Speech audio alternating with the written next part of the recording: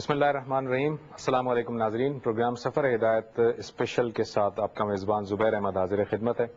ناظرین، پچھلے دو پروگرامات میں ہم نے جو بات کی، جو ڈیبیٹ کی، وہ یہ تھی کہ امت مسلمہ کا جو رویہ ہے مغرب کے خلاف، خاص کر کے ان اقدامات کے خلاف جو کہ اسلام کے مخالفت میں وہ اٹھاتے ہیں، ہمارے نبی صلی اللہ علیہ وسلم کی شان میں کچھ لکھتے ہیں، کچھ شائع کرتے ہیں، اس کے اگینسٹ میں جو ہمارا رویہ ہے وہ کیا ہونا چاہیے.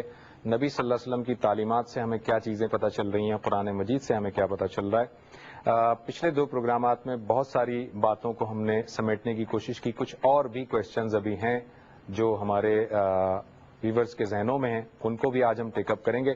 میرے ساتھ تشریف رکھتے ہیں جناب ڈاکٹر خالد ظہیر صاحب، جو کہ اس وقت المورد کے ڈائریکٹر ہیں، اور ان کے ساتھ تشریف رکھتے ہیں جناب پروفیسر حیدر رضوی صاحب، جو کراچی یونیورسٹی کے شعبہ سائیکالوجی کے ہیڈ آف ڈپارٹمنٹ ہیں. ڈاکٹر صاحب، پچھلے پروگرام میں ہم نے اس چیز پہ جو بات کی تھی، اس میں جو ہمارے ایک مدرسے کے ساتھی نے جو کوشچن کیا تھا محمد زبیر صاحب نے، جس پر آپ نے بڑی تفصیل سے پروگرام کے اینڈ میں بات کی تھی، ایک ان کا سوال کا ایک حصہ تھا غزوہ بنی قریظہ کا، جو کہ اس پروگرام میں وقت کی کمی کی وجہ سے رہ گیا تھا. بنی قریظہ میں جو ایک امپورٹنٹ بات تھی وہ یہ کہ یہود کا جو معاملہ سامنے جب آیا تو نبی صلی اللہ علیہ وسلم نے اپنے صحابہ میں سے ایک صحابی کو ثالث مقرر کیا. ان صحابی نے جو ہے ان سارے کے سارے افراد کے قتل کا فتویٰ دیا کہ یہ سارے جو بالغ ہیں انہیں قتل کیا جائے اور جو بچے اور عورتیں ان کو غلام بنا لیا جائے، یہ فتویٰ دیا. اور اس وقت تو ایسا یعنی اللہ تعالیٰ نے نہیں کہا تھا، وہ جو صحابی تھے انہوں نے وہ فیصلہ کیا اور اس فیصلے پر عمل درآمد کر دیا گیا. وہ کس لیے کیا گیا؟ وہ بھی تو رسول نہیں تھے. دیکھیے، آپ اس پورے واقعے کو سامنے رکھیں تو آپ کو یہ معلوم ہوگا کہ 3 یہود کے قبیلے تھے کہ جو مدینہ منورہ میں رہتے تھے. تینوں کے ساتھ حضور صلی اللہ علیہ وسلم نے پہلے ہی آ کے معاہدات کیے تھے. ان تینوں نے اس کی خلاف ورزی کی. 2 تو اس سے پہلے جا چکے تھے، 2 جلا وطن کر دیے گئے تھے. یہ جو احزاب کی جنگ تھی، غزوہ احزاب کے موقع پر انہوں نے بھی سازش کی اور باقاعدہ مسلمانوں کے مخالفین کی انہوں نے مدد کرنے کی کوشش کی، جس کے بعد ظاہر ہے کہ یہ اس بات کے مجرم قرار پائے کہ انہوں نے اپنے معاہدے کو توڑا ہے اور مسلمانوں کے خلاف سازش کی ہے. اس موقع پر نبی صلی اللہ علیہ وسلم نے جب ان سے بات ان کے بارے میں طے کرنے کے بارے میں غور کیا تو ان کی جانب سے یہ تقاضا آیا کہ ہم فیصلہ کروانا چاہتے ہیں ایک صحابی رسول سے کہ جو مسلمان ہونے سے پہلے یہودی تھے، اور انہوں نے یہودیوں کے اپنے قانون کے مطابق یہ فیصلہ کیا. آپ زیادہ سے زیادہ یہ کہہ سکتے ہیں کہ نبی صلی اللہ علیہ وسلم اس موقع پر خاموش رہے. خاموش اس لیے رہے کہ میں یہ کہتا ہوں کہ اللہ کے حکم سے ان کی خود اپنی فرمائش پر ان کے اوپر وہ عذاب نازل ہو رہا تھا. ایک روایت میں یہ نہیں جانتا کہ وہ روایت کتنی مستند ہے، لیکن ایک حدیث کی مستند کتابوں میں سے ایک کتاب کی روایت میں یہ بات آتی ہے کہ نبی صلی اللہ علیہ وسلم نے فرمایا کہ اگر وہ مجھ سے کہتے تو میں یہ نہ کرتا بلکہ ان کو جلا وطن کر دیتا. تو اس سے بھی یہ معلوم ہوتا ہے کہ خدا تعالیٰ کے دیکھیں، خدا تعالیٰ کی میں یہی گزارش کر رہا ہوں، عذاب نازل کرنے کے طریقے مختلف ہوتے ہیں. یہ بھی ایک طریقہ تھا کہ ان کی مت ماری گئی اور انہوں نے ان صحابی کو بلایا جو زخمی تھے، حالانکہ وہ زخمی تھے اور ان کو اٹھا کر لایا گیا. یہودی تھے پہلے، پھر وہ مسلمان ہوئے اور ان کے خلاف یہ فیصلہ ہو گیا. اور ظاہر ہے کہ جب اللہ تعالیٰ کی طرف سے نبی صلی اللہ علیہ وسلم کو یہ بتایا گیا ہوگا کہ آپ بالکل خاموش رہیں، اس لیے کہ اب ہم اس قوم کے ساتھ، اس گروہ کے ساتھ اسی طرح سے نمٹیں گے، تو یہ اللہ کا فیصلہ ہے. جی، کچھ اور سوالات لیتے ہیں. جی، آپ کا کیا سوال ہے؟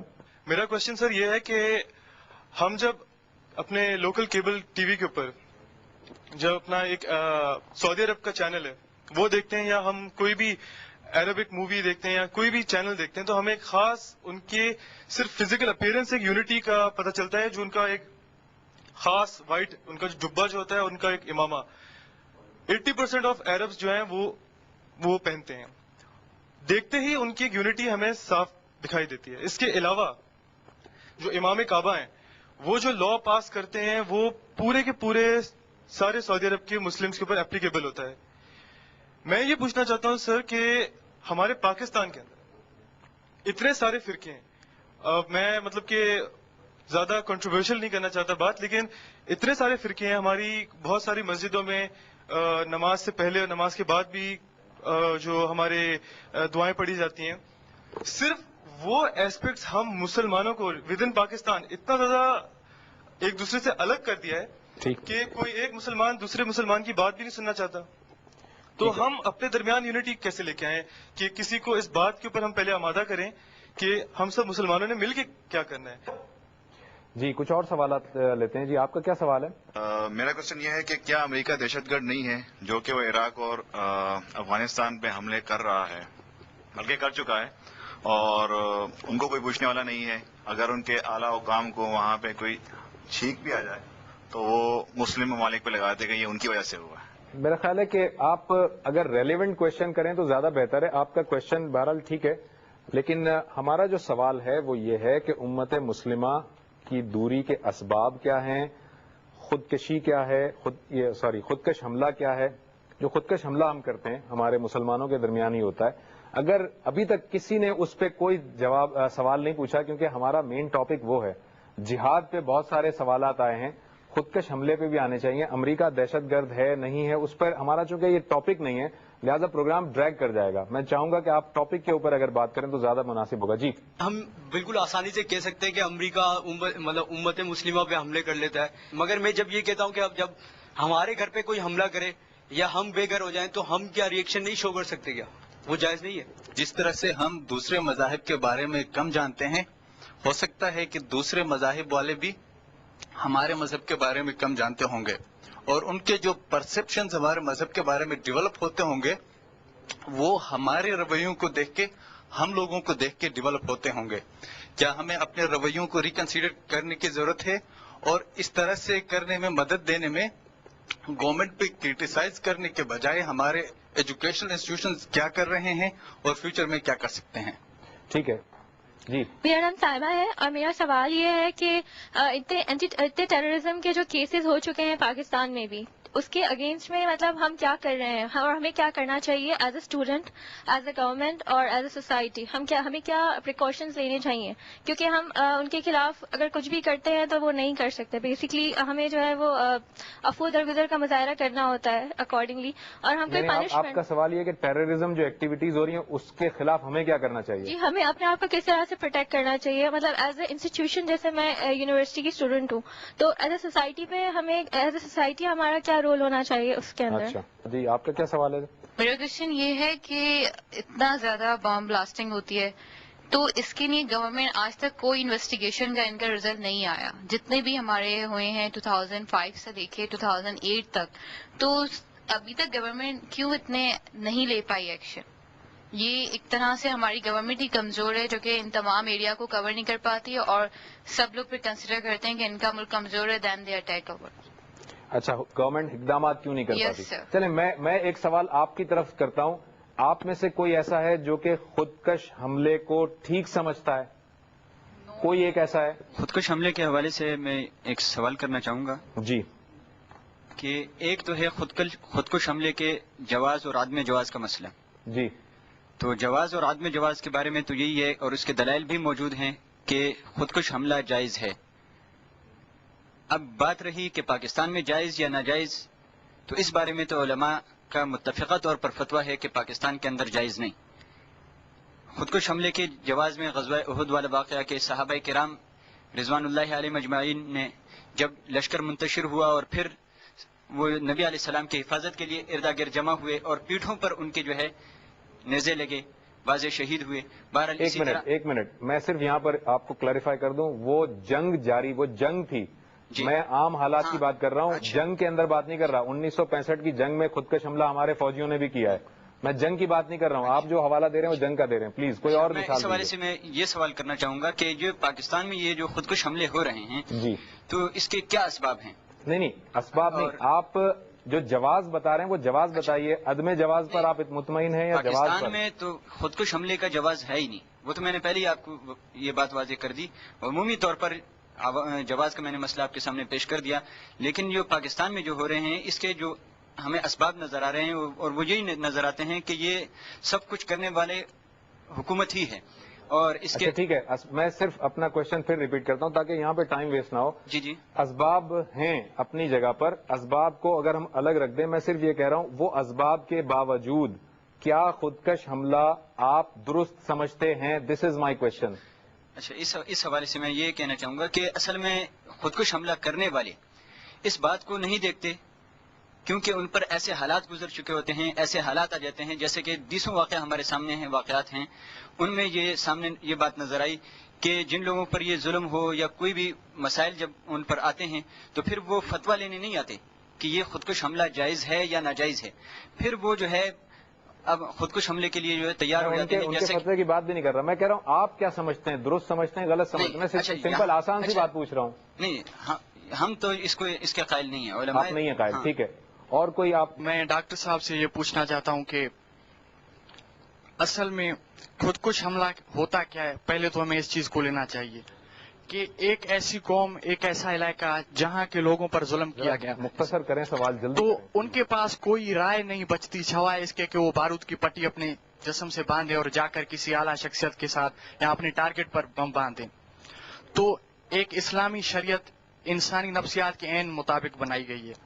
ایک ایسا بندہ جس کو کوئی اور راہ نظر نہیں آ رہی اپنے حقوق حاصل کرنے کے لیے، وہ جب اپنے جسم کے ساتھ بم باندھتا ہے تو ہم اس کو کیسے ناجائز قرار دے دیں؟ ٹھیک ہے، آپ کا کوشچن بالکل کلیئر ہے. بس میرا خیال ہے یہیں تک کوشچن رکھتے ہیں. ناظرین ایک بریک سے واپس آتے ہیں، پہلے ان جوابات کو لیں گے، یہ سارے کے سارے بڑے امپورٹنٹ کوشچنز ہیں، اس کے بعد مزید آگے بڑھیں گے بریک کے بعد.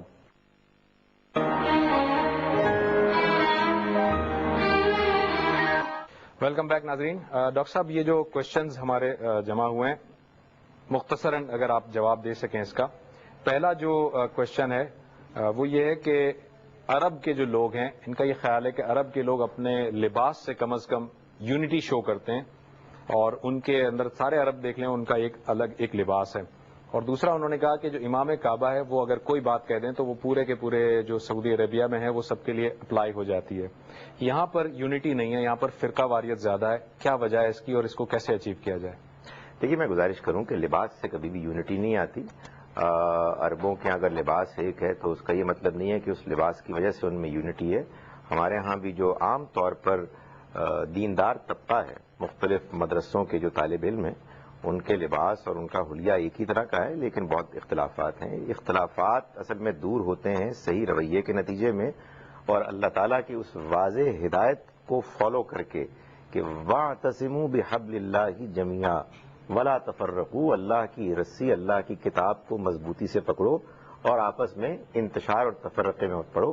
کہیں کوئی اختلاف ہو گیا ہے تو اس کو اختلاف کی حد تک رہنے دو، اس کو انتشار نہ بناؤ، ایک دوسرے کے بارے میں سوء ظن نہ کرو، الزام تراشی نہ کرو. جہاں تک بات ان کی اس بات کا تعلق ہے، میرا خیال یہ غلط فہمی ہے کہ امام کعبہ کوئی حکم دیتے ہیں اور پورے سعودی عربیہ میں نافذ ہو جاتا ہے. وہاں جو ان کے کنگ ہیں، ان کے جو بادشاہ ہیں، ان کا فیصلہ ہوتا ہے اور ان کے ہاں ایک نظام ہے کہ جس کے مطابق قوانین بنتے ہیں. یقیناً سعودی عربیہ میں مذہبی معاملات میں انہوں نے جو رویہ اختیار کیا ہے ان کے علماء نے، وہ بہت بہتر ہے اس لحاظ سے کہ ان کے ہاں بہت گنجائش ہے. وہ ایک دوسرے کے نقطۂ نظر سے اختلاف کرتے ہوئے بھی الزام تراشی نہیں کرتے. مختلف ہمارے ائمہ بزرگوں کی باتوں سے دلائل لیتے ہیں اور دلائل کی مطابق وہ فیصلہ کرتے ہیں. تو میں سمجھتا ہوں کہ صحیح رویہ ہے کہ جس کی وجہ سے یونٹی آتی ہے، نہ کہ ایک ہی لباس پہن کے. پروفیسر صاحب یہ بتائیں کہ یہ ابھی جو بات کی انہوں نے، حالانکہ یہ ہمارے اس ٹاپک کا تو نہیں ہے، آپ مختصر جواب اگر دے سکیں اس کا، کہ امریکہ جو ہے وہ جہاں چاہتا ہے بمبارڈمنٹ کرتا ہے، جس ملک میں چاہتا ہے وہ گھس جاتا ہے. کیا یہ ٹیررزم نہیں ہے، یہ دہشت گردی نہیں ہے؟ نہیں، یہ تو مسلمہ بات ہے، اس میں اشتباہ کی تو کوئی ضرورت ہی نہیں ہے. یہ سوال تو مجھے کچھ اشتباہ لگ رہا ہے کہ انہیں یقین نہیں ہے، اس میں تو کوئی شک نہیں ہے، اور وہ اسے ڈینائی نہیں کر سکتا کہ امریکہ از اے ٹیررسٹ کنٹری. یعنی وہ ہمیں ٹیررسٹ کہتے ہیں تو وہ خود ان کا بالکل انہوں نے وہاں پہ جو کیوبا میں کیا کیا، انہوں نے ویتنام میں کیا کیا، ان کی تو تاریخ بھری پڑی ہے کہ جو انہوں نے ٹیررزم کیا ہے. جی، اور وہ جو ڈاکٹر صاحب نے کہا تھا کہ وہ جب ان کے ہاں مظاہرے ہوئے تھے اس کے خلاف، جنگ کے، عراق جنگ کے خلاف، تو اس میں میں سمجھتا ہوں کہ میرا پوائنٹ آف ویو یہ کہ ایک پہلو یہ تھا کہ ان کے بیٹے بھائی جو ہے ان کی لاشیں آ رہی تھیں، اور ہم تو جذباتی قوم ہیں، but they are hysteric nation, they are hysteric people. तो वो हिस्टेरिक हो गए, जिसकी वजह से वो जुलूस निकले कि भाई ये हमारे क्यों पराई आग में जो है वो हमारे बच्चों को, भाइयों को भेजा जा रहा है, उसके खिलाफ जुलूस निकाला उन्होंने। अच्छा, यहाँ से जो क्वेश्चन आया था कि क्या हमारे अपने रवैयों को रिकंसिडर करने की जरूरत नहीं है, वो इनका क्वेश्चन ये था कि वो जो जिस तरह हम दूसरे मजहब के बारे में कम जानते हैं, लिहाजा वो भी हमारे मजहब को कम जानते हैं, और वो हमारे मजहब को हमारे रवैयों से पहचानते हैं। हमारे मजहब की असल सोर्स को नहीं देख रहे, बल्कि हमारे रवैये देखकर वो ये समझते हैं कि इस्लाम ऐसा होगा या इस्लाम ऐसा है। तो हमें अपने रवैयों को थोड़ा सा रिकंसिडर करने की, थोड़ा सा इसको अलाइन करने की जरूरत नहीं है आपके ख्याल में? बिल्कुल, थोड़ा सा नहीं, बहुत काफी हमें इसमें तब्दीली लानी पड़ेगी, बल्कि ओवर हॉलिंग करनी पड़ेगी अपने एटीट्यूड्स की, कि जो हम पिछले 2 किस्तों में आपके प्रोग्राम की इस पर बहस कर चुके हैं कि रवैये जो हैं हमारे जो हैं वो जज्बाती हैं, और हम जो है वो डिसीजन मेकिंग अव्वल तो है नहीं, और जैसी है तो वो जज्बात के तहत है ये, तो उसमें इमोशंस का ज्यादा अमल है, इंटेलेक्ट का अमल कम है। जबकि इंसान जो अशरफुल मखलूक़ात कहलाता है वो इसीलिए अशरफुल मखलूक़ात कहलाता है कि उसमें इंटेलेक्ट है, तो हम उसका इस्तेमाल नहीं करते, जज्बात का ज्यादा इस्तेमाल करते हैं। डॉक्टर साहब, ये यहाँ से मोहम्मद अली जिन्ना यूनिवर्सिटी की 2 तालिबात का क्वेश्चन मैं एक साथ ही पुटअप करता हूँ। जहां तक मैंने सही सुना था, दोनों का नाम साइमा है। हमारे पहला जो सवाल है कि हमें जो टेररिज्म एक्ट हो रहा है यहाँ पर इस मुल्क में, बहैसियत एक फर्द के, बहैसियत एक सोसाइटी के, बहैसियत एक इदारे के, इन्होंने यूनिवर्सिटी का हवाला दिया, एक यूनिवर्सिटी की तरफ से हम क्या कर सकते हैं, हमें क्या करना चाहिए, हमारा रवैया क्या होना चाहिए? खाली उसको कंडेम करना तो नहीं होगा, मैं एक फर्द के तौर पर क्या करूं, मैं एक तालिब इल्म की हैसियत से क्या करूं, मेरा इदारा क्या करे। दूसरा जो सवाल था वो ये है कि हुकूमत जो है वो कोई इकदामात नहीं करती, आज तक कोई इन्वेस्टिगेशन नहीं सामने आई बॉम्ब ब्लास्टिंग की, सुसाइड अटैक्स की, तो इस वजह से लोगों के हौसले बढ़ते हैं और लोग जो है वो ये एक्ट करते हैं। तो ये इकदामात क्यों गवर्नमेंट नहीं करती? देखिए, मैं गुजारिश करूं कि एक फर्द को ये चाहिए कि सबसे पहले वो ये देखे कि उसके ऊपर खुद क्या जिम्मेदारी आयद होती है। उसकी वजह ये कि जब भी आप ब्लेम को शिफ्ट करते हैं तो आपको एक इत्मीनान सा हो जाता है कि शायद आपकी जिम्मेदारी नहीं है, और उसके बाद इंसान या तो मायूस हो जाता है या रिएक्शन का शिकार हो जाता है। इसमें कोई शक नहीं है कि हमारी हुकूमतों की जानिब से इस मामले में बहुत कोताही हुई है, और अगर कुछ अफराद पकड़े भी हैं तो उनके बारे में कोई बहुत ज्यादा मालूमात अवाम उन्नास को फराहम नहीं की गई। ताहम मैं समझता हूं कि ये हम सब की जिम्मेदारी है कि हम इस बारे में एक दूसरे को बहुत अच्छी तरह से वाज़ेह करें कि टेररिज्म और वायलेंस हर तरह का नाजायज है, हराम है, और इसकी कोई गुंजाइश नहीं है। और ये जो हम कंफ्यूजिंग किस्म की स्टेटमेंट्स देते हैं ना कि लोग गुस्से में आ जाते हैं, उनके साथ ज्यादती होती है, तो फिर वो क्या करें, उसके नतीजे में फिर यही पैगाम आता है कि ठीक है, जो कुछ भी हो रहा है वो ठीक ही कर रहे हैं। नहीं, मैं गुजारिश करूं कि अगर हमारी कौम इस बात पर यूनाइटेड हो जाए कि किसी के साथ ज्यादती हो रही है, नहीं हो रही है, बहरहाल वायलेंस, टेररिज्म, इंसानियत के खिलाफ ज्यादती, हमारे जो इमलाक हैं उनको जाया करना, तल्फ करना, ये नाजायज है। जो शख्स इसके बारे में कोई कलमा खैर भी कहता है हम उसको भी कंडेम करेंगे, इसलिए कि जब तक कि हम अपने इस कॉन्सेप्ट में क्लियर नहीं होंगे, आप यकीन जानिए कि ये चीज खत्म नहीं होगी कि हम उनके बारे में हमदर्दी रखें, नरम गोशा रखें, कि जो लोगों की जान लेने के लिए तैयार हों। मैं समझता हूं कि कम से कम हमें ये करना चाहिए कि हम बगैर किसी रिजर्वेशन के एग्रेशन को, टेररिज्म को, वायलेंस को कंडेम करें, और जहां कहीं हमारे लिए मुमकिन हो कि अगर कोई शख्स हमें नजर आता है मशकूक, तो हम उसकी शिकायत करें, उसको अथॉरिटीज को रिपोर्ट करें, और हुकूमत से इस बात का तकाजा करें कि वो इन्वेस्टिगेट करें, और जो भी लोग पकड़े जाते हैं उनके बारे में लोगों को सही तौर पर पूरी तफसील के साथ मुत्तला करें। डॉक्टर साहब, एक ब्रेक पे हम जाते हैं, मुख्तसर सा ब्रेक है। नाज़रीन, एक मुख्तसर से ब्रेक के बाद वापस आएंगे कुछ मजीद सवालात के साथ ब्रेक के बाद।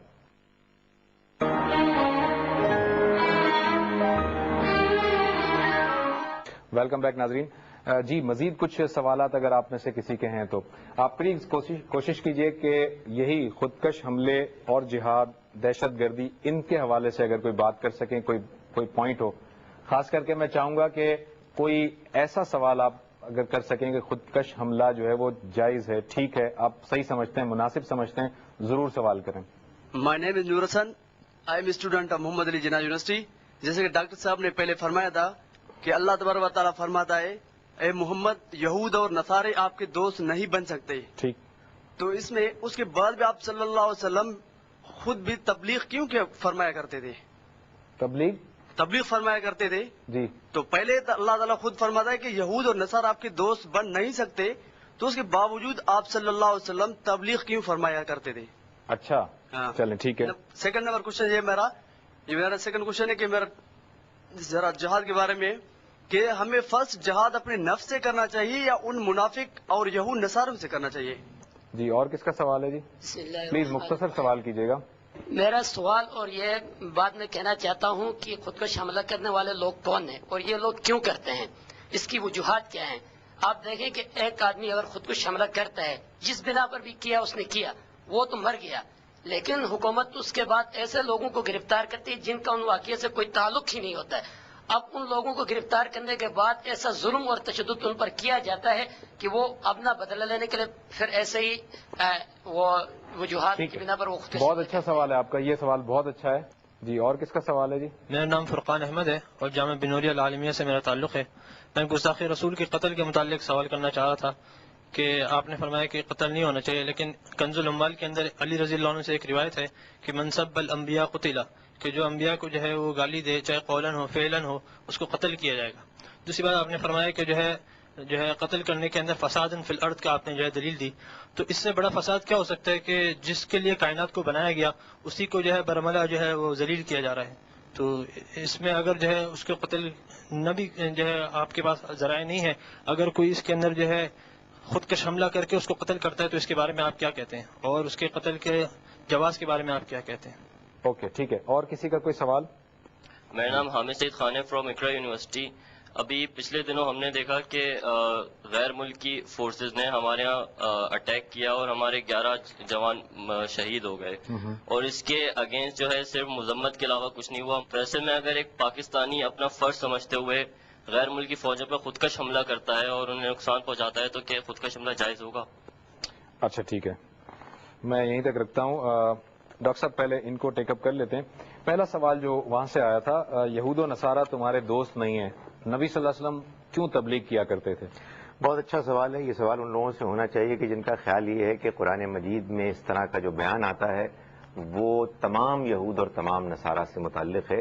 یقیناً ایسا نہیں ہے، اور یہی وجہ ہے کہ نبی صلی اللہ علیہ وسلم نے یہود و نصارہ کو تبلیغ کی. اس کی وجہ یہ ہے کہ قرآن سے یہ واضح ہوتا ہے کہ بعض یہود و نصارہ ایسے تھے کہ جو اللہ کے دین کے، اللہ کے پیغمبر کے دشمن تھے، اور اللہ تعالیٰ نے یہ بتا دیا کہ یہ تمہارے دشمن ہیں، اس وجہ سے تم ان سے دوستی نہ کرو. سورہ ممتحنہ میں اللہ تعالیٰ نے اس بات کو واضح بھی فرما دیا. ورنہ آپ مجھے یہ بتائیے کہ اگر تمام یہود و نصارہ مسلمانوں کے دشمن ہوتے تو ایک تو ہمارے ان بھائی کا سوال بہت اچھا ہے کہ پھر ان کو تبلیغ کرنے کی ضرورت ہی کیا ہے، تو ہمارے دشمن ہیں.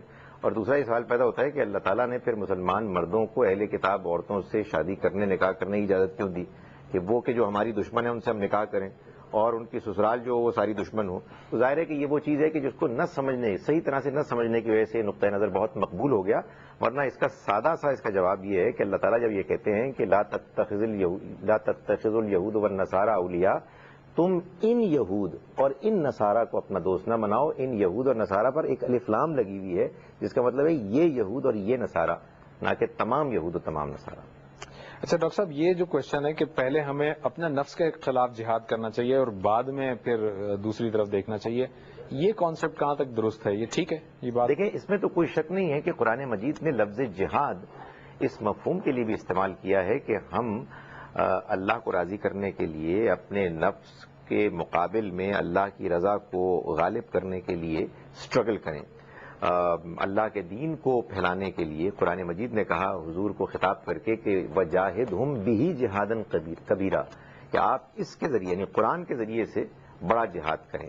تاہم اس میں بھی کوئی شک نہیں ہے کہ قرآن مجید سے یہ معلوم ہوتا ہے کہ بعض اوقات مسلمانوں کو اپنے دشمنوں کے خلاف جنگ کرنی پڑتی ہے، اس کے مواقع آ جاتے ہیں، اس کی کچھ شرائط ہیں. اس میں سے ایک شرط مثال کے طور پر یہ ہے کہ وہ ہمیشہ مسلمانوں کے امیر، حکمران، سپہ سالار کے تحت لڑی جائے گی، نہ کہ کچھ لوگ اپنے طور پر ذاتی حیثیت میں یا منتشر ٹولوں کی حیثیت میں لڑیں گے. اور بھی کچھ وجوہات ہیں، لیکن یہ کہ بہرحال یہ بھی جہاد ہی ہے. ایک مختصر سا بریک لیتے ہیں ناظرین. بریک کے بعد واپس آتے ہیں اور بس اپنے پروگرام کو وائنڈ اپ کرنے کی طرف چلتے ہیں بریک کے بعد.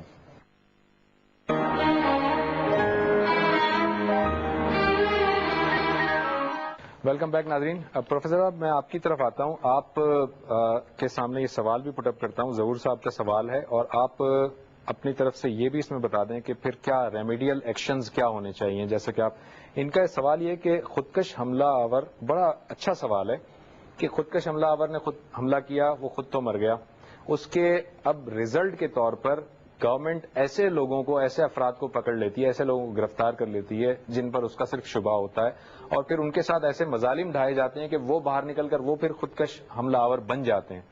تو یہ جو اقدام ہے یہ خودکش حملہ آور کو جنم لینے کا باعث ہے.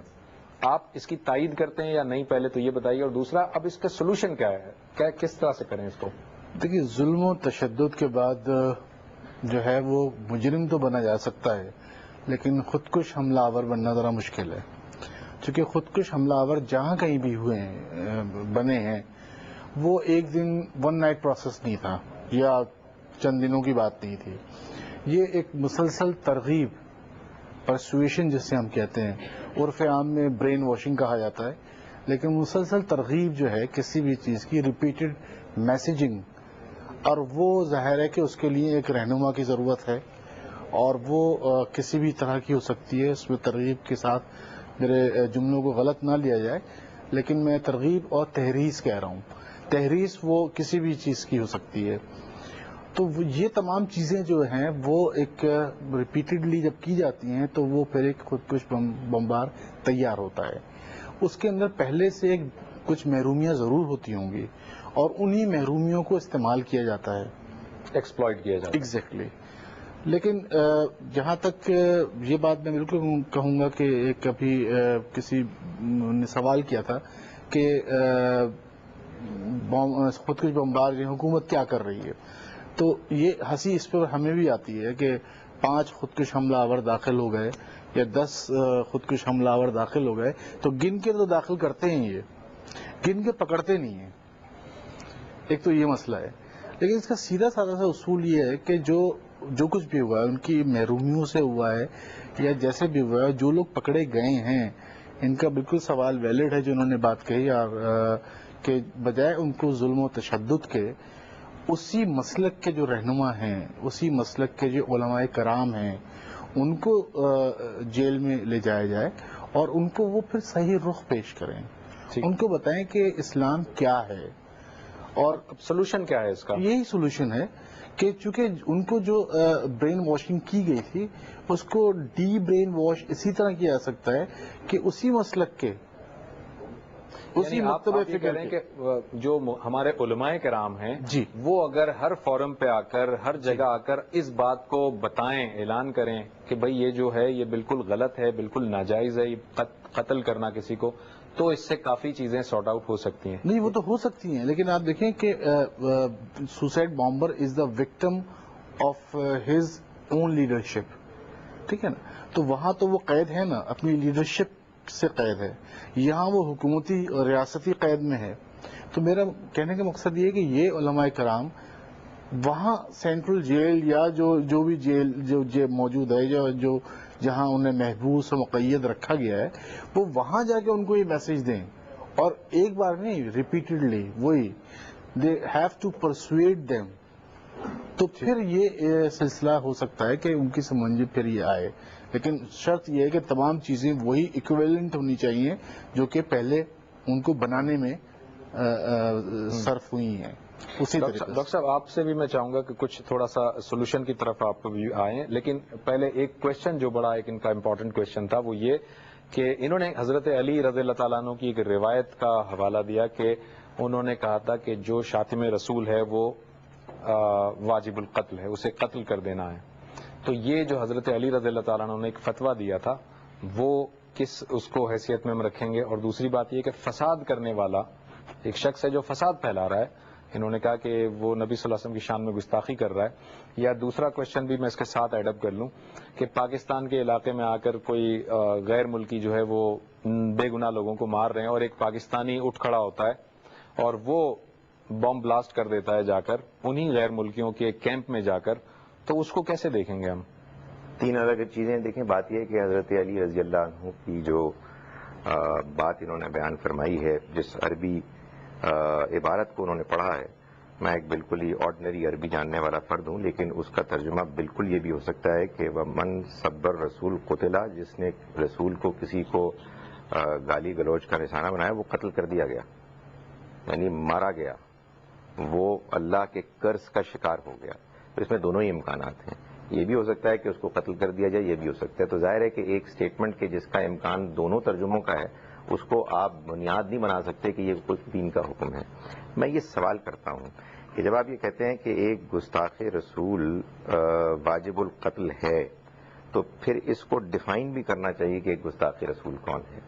यानी क्या अगर किसी ने मिसाल के तौर पर रिसालत के बारे में सवालात किए, वो भी गुस्ताख है? वो क्या बात करेगा गुस्ताख होगा? कौन तय करेगा? ये फैसला कैसे होगा? इसलिए कि कत्ल करेंगे ना आप, एक शख्स की जान लेंगे तो कानून गैर वाज़ेह तो नहीं हो सकता, और फिर ये कौन लेगा? अदालत करेगी या फर्द करेगा? बहुत सारे सवालात हैं। क्या इन सब के जवाबात वाज़ेह तरीके पर वाक़अतन कुरान में और हदीस में बयान हो गए हैं? अगर नहीं हुए हैं और हमको ये मालूम है कि वाक़यात की दो किस्में हैं, जैसा कि मैंने पहले गुजारिश की, एक में दरगुजर है और दूसरे में कत्ल किया गया है, तो उस तौजी को क्यों ना मान लें कि जो तौजी दोनों बातों को कुरान की रोशनी में हल कर देती है। आपकी ये जो आपने कहा कि गुस्ताखी को कौन वाज़े करेगा, ये बड़ी इंपॉर्टेंट बात है, और ये हमारे लोग जानते होंगे कि हमारे मुख्तलिफ मकतब फ़िक्र हैं, मैं नाम नहीं ले रहा, मगर मुख्तलिफ मकतब फ़िक्र हैं जिनका नबी सल्लल्लाहु अलैहि वसल्लम के बारे में एक मकतब फ़िक्र का एक अकीदा है, दूसरे का दूसरा एक अकीदा है, हाजिर और नाजिर के मसाइल हैं, आलिमुल गैब के मसाइल हैं। एक फिरका दूसरे को गुस्ताख रसूल कहता है, दूसरा फिरका उसको कहता है, तो यहाँ पर भी तो गुस्ताखी का पहलू आता है। तो अब उसको फिर कैसे डिफाइन करेंगे? यू आर राइट जी। तो मैं यही गुजारिश कर रहा हूं कि इस वजह से इस मामले में जो हमारे सामने वाज़ेह एक तालीम है उसको हम रखें और यकीनन गुस्ताखी रसूल को हम कंडेम करें, इसलिए कि ये एक ऐसी चीज है कि जिसको जाहिर है कि एक मुसलमान बर्दाश्त नहीं कर सकता, उसके जज्बात मजरू होते हैं। रिएक्ट कैसे करेंगे? मेरा ये ख्याल है कि हमें शाइस्ता तरीके से मेजर्ड रिएक्शन होना चाहिए, जिससे वो पैगंबर सल्लल्लाहु अलैहि वसल्लम का लाया हुआ दीन कि जिसके आप सबसे ज्यादा जिसके बारे में आपकी दिलचस्पी थी, उसका पैगाम और उसके बारे में लोगों का तासुर मजरू ना हो। Thank you very much doctor साहब, आपका बहुत बहुत शुक्रिया। प्रोफेसर साहब आपका बहुत शुक्रिया। हमारे व्यूअर्स आप लोगों का बहुत बहुत शुक्रिया, आपने बहुत सारे सवालात किए। नाजरीन, आपने ये प्रोग्राम देखा जो कि हमने स्पेशली खुदकश हमले के हवाले से, मुसलमानों और अक़वाम मगरिब के दरमियान जो दूरी है उसके हवाले से, और जो उनके जो मुख्तलिफ किस्म के स्टेप्स होते हैं अगेंस्ट इस्लाम, उसके हवाले से हमने पेश किया आपके सामने। बहुत सारे अशकालात, बहुत सारी उलझनें, बहुत सारी मुश्किलात जो आपके जहनों में होंगी वो यकीनन दूर हुई होंगी, बहुत सारे जवाबात मिले होंगे, और कुछ ऐसी भी सवालात के कुछ ऐसे भी उलझनें होंगी जो अभी भी वजाहत तलब होंगी, अभी भी अनआंसर्ड होंगी। हम उम्मीद करते हैं आपको ये प्रोग्राम पसंद आया होगा, और आपके मजीद अगर कोई सवालात हों तो आप हमें ईमेल कर सकते हैं safarehidayat@aaj.tv पर। मेरा ईमेल एड्रेस मैं आपको फिर बता रहा हूं, safarehidayat@aaj.tv। आपके इन सवालात को लेकर अगर मजीद किसी वजाहत की और क्लैरिटी की जरूरत होगी तो हम किसी और नशिस्त में इस पर गुफ्तगू करेंगे।